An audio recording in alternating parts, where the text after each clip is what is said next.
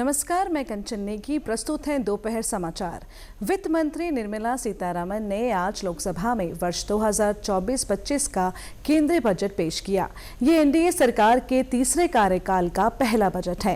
केंद्रीय बजट में हर साल 25,000 छात्रों की मदद के लिए मॉडल कौशल ऋण योजना में संशोधन का प्रस्ताव है। घरेलू संस्थानों में उच्च शिक्षा के लिए 10 लाख रुपए तक के ऋण के लिए ई वाउचर हर साल 1 लाख छात्रों को सीधे ऋण राशि के 3% की वार्षिक ब्याज छूट के लिए दिए जाएंगे। आदिवासी समुदायों की सामाजिक आर्थिक स्थिति में सुधार के लिए प्रधानमंत्री जनजातीय उन्नत ग्राम अभियान शुरू किया जाएगा। यह योजना आदिवासी बहुल गांव और आकांक्षी जिलों में आदिवासी परिवारों के लिए संतृप्ति कवरेज को अपनाएगी। इससे 63,000 गांवों को कवर किया जाएगा, जिससे 5 करोड़ आदिवासी लोगों को लाभ होगा। वित्त मंत्री ने पर्सनल टैक्स में कई अहम घोषणाएं की। वित्त मंत्री ने स्टैंडर्ड डिडक्शन को 50,000 से बढ़ाकर 75,000 किया। इसके अलावा 0 से 3 लाख तक कोई टैक्स नहीं देना होगा। वहीं 3 से 7 लाख रुपए तक 5% टैक्स होगा।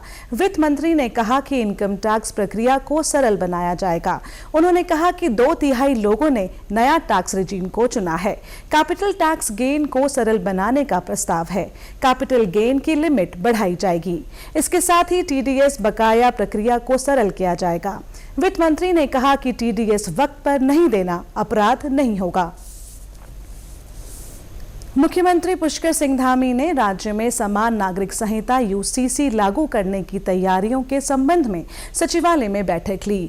मुख्यमंत्री ने कहा कि राज्य में यूसीसी लागू करने के लिए इसके अधीन संचालित होने वाली प्रक्रियाओं एवं नियमों को समयबद्धता के साथ अंतिम रूप दिया जाए। मुख्यमंत्री ने निर्देश दिए कि यूसीसी के प्रावधानों को व्यवस्थित रूप से संपादित किए जाने के लिए गठित उप समिति के कार्यों एवं विभिन्न विभागों के स्तर पर की जाने वाली कार्यवाही को भी शीघ्र अंतिम रूप दिया जाए। उन्होंने इस संबंध में विभिन्न स्तरों पर होने वाले प्रशिक्षण कार्यक्रम भी शीघ्रता से पूर्ण करने के निर्देश दिए। मुख्यमंत्री ने कहा कि यूसीसी को विधिवत लागू किए जाने से पूर्व सभी पहलुओं का गहनता एवं सजगता से अध्ययन किया जाए। मुख्यमंत्री ने कहा कि यूसीसी के बारे में व्यापक स्तर पर जन जागरूकता भी लाई जाए। इसके लिए सभी संबंधित विभाग समन्वय के साथ कार्य करें। समितियां 31 अगस्त 2024 तक अपनी रिपोर्ट देंगी। नियमों के कार्यान्वयन में सुगमता और पारदर्शिता के लिए गठित उप समिति की 20 बैठकें आयोजित की जा चुकी हैं। उप समिति भी 31 अगस्त 2024 तक अपनी रिपोर्ट सौंप देगी। मुख्य सचिव राधा रतूड़ी ने सचिवालय में टाटा ट्रस्ट के साथ बैठक की। सरकार टाटा ट्रस्ट के साथ मिलकर राज्य में हेल्थ केयर सेक्टर, टेलीमेडिसिन, महिलाओं और बच्चों के कुपोषण से बचाव, युवाओं के कौशल विकास, बालिकाओं की शिक्षा के क्षेत्र में काम करेगा। इसके अलावा कार्यबल में महिलाओं की भागीदारी बढ़ाने, आंगनबाड़ी वर्कर्स के क्षमता विकास व प्रशिक्षण, स्मार्ट क्लासेस, ग्रामीण आजीविका, पलायन, वाइब्रेंट विलेज, मानसिक स्वास्थ्य और नशा मुक्ति जैसे क्षेत्रों में भी सरकार के साथ भागीदारी निभाएगा।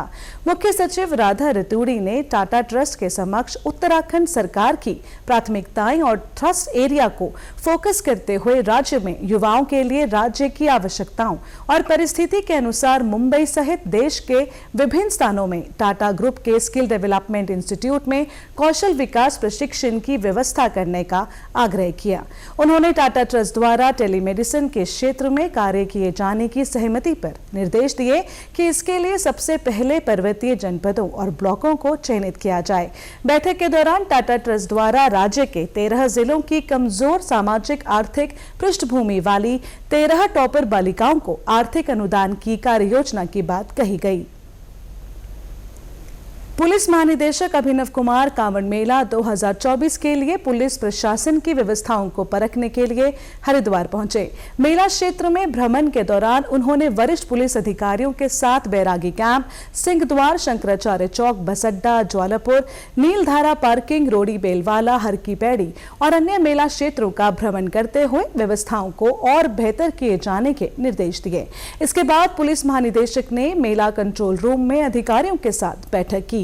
उन्होंने अधिकारियों को समस्याओं के समाधान के आपसी समन्वय के साथ काम करने को कहा।